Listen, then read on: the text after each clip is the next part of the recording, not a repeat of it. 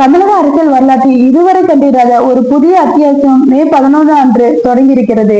கோடிக்கணக்கான ரசிகர்கள் தளபதியாக இருந்த விஜய் இன்று கோட்டையில் தமிழகத்தின் முதலமைச்சராக அரியணை ஏறி இருக்கிறார். 2024 ஒரு விதையாக தொடங்கப்பட்ட தமிழக வெற்றி கழகம் இன்று ஒரு விருட்சகமாக வளர்ந்து தமிழகத்தின் அதிகார மையத்தை கைப்பற்றியுள்ளது. இந்த வீடியோவில் மே 11 அன்று நடக்கவிருக்கும் அந்த பிரம்மாண்டமான பதவியேற்பு விழா, விஜயின் அரசியல் யூகங்கள் மற்றும் தமிழக மக்கள்கள் அவர் மீது வைத்திருக்கும் எதிர்பார்ப்புகள் குறித்து அணுவணுவாக பார்க்க போகிறோம். முதலில் விஜயின் இந்த அரசியல் பயணத்தை நாம் உற்று நோக்கினால், இது ஏதோ ஒரே நாளில் கிடைத்த வெற்றி அல்ல.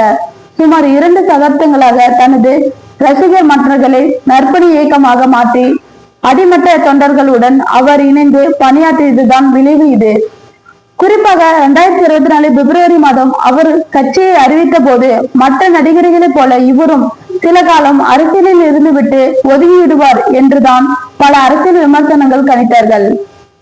ஆனால் தனது திரைத்துறையை முழுமையாக துறந்து மக்களுக்காக மட்டும் என் வாழ்க்கை என்று அவர் அறிவித்ததுதான் இந்த வெற்றியின் முதல் மைல்கல்.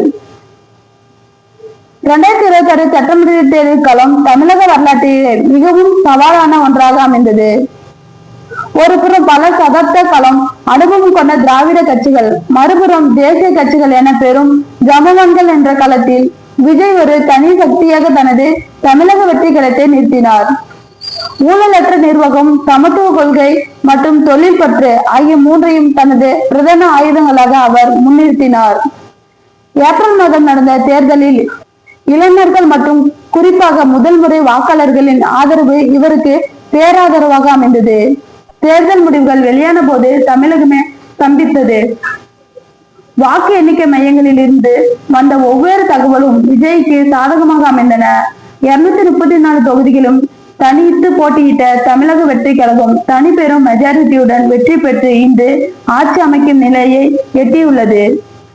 இதன் தொடர்ச்சியாக தான் மே 11ஆம் தேதி சென்னை ஜவஹர்லால் நேரு உள் விளையாட்டு அரங்கில் தமிழகத்தின் புதிய முதலமைச்சராக விஜய் பதவி பிரமாணம் செய்து கொள்கிறார். இந்த மே 11 பதவியேற்பு விழா என்பது வெறும் ஒரு சடங்கு அல்ல. இது தமிழக இளைஞர்களின் கனவு நனவாகும் நாள். இந்த விழாவிற்காக சென்னை நகரம் விழாக்கோலமாக பூண்டுள்ளது. தமிழகத்தின் மூலை முடுக்கெல்லாம் இருந்த லட்சக்கணக்கான தொண்டர்கள் சென்னை நோக்கி படையெடுத்து வருகின்றனர். இந்த விழாவில் பங்கேற்க பல மாநில முதல்வர்கள் மற்றும் தேசிய தலைவர்களும் அழைப்பு விடுக்கப்பட்டுள்ளது. குறிப்பாக விஜய் தனது முதல் கையெழுத்தை எந்த திட்டத்திற்காக போடப்படுகிறார் என்பதுதான் ஒட்டுமொத்த தமிழகத்தின் மிகப்பெரிய எதிர்பார்ப்பாக இருக்கிறது. விஜயின் ஆட்சி முறையில் மாற்றங்கள் எப்படி இருக்கும்? அவர் ஏற்கனவே அறிவித்தபடி கல்வி மற்றும் மருத்துவத்துறையில் புரட்சிகரமான மாற்றங்களை செய்வாரா? கிராமப்புற பொருளாதாரத்தை மேம்படுத்த அவர் வைத்திருக்கும் திட்டங்கள் என்ன? இவை அனைத்திற்கும் மே 11க்கு பிறகு விடை கிடைக்க தொடங்கும். திராவிட அரசுக்கு மாற்றாக ஒரு புதிய பதவியை விஜய் உருவாக்குவாரா என அவரது ஆதரவாளர்கள் உறுதியாக நம்புகிறார்கள். இந்த 30 நிமிட பயணத்தில் நாம் பார்க்க போகும் மற்றொரு முக்கியமான விஷயம், விஜயின் தேர்தல் அறிக்கை.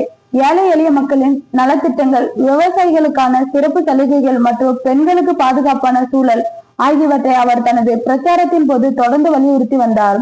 அதிகார பரவல்கள் மற்றும் வெளிப்படையான நிர்வாகம் என்பதுதான் விஜயின் தாரக மந்திரமாக இருக்கிறது.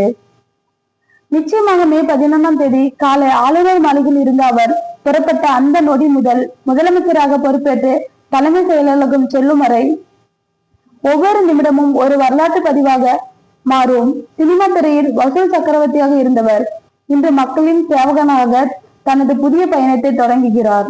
தமிழகத்தின் இருண்ட காலங்கள் மறைந்து ஒரு புதிய விடியல் பிறக்குமா என்பதை பொறுத்திருந்து பார்ப்போம். தளபதி விஜய் என்ற தனி மனிதன் தமிழகத்தின் முதலமைச்சர் விஜய் என்ற மாபெரும் பொறுப்பை ஏற்கும் இந்த மே 11 தமிழக வரலாற்றில் ஒரு பொன்னெழுத்துகளாக பொறிக்கப்பட வேண்டிய நாள். வாழ்த்துக்கள் புதிய முதலமைச்சருக்கு. வளரட்டும் தமிழகம்.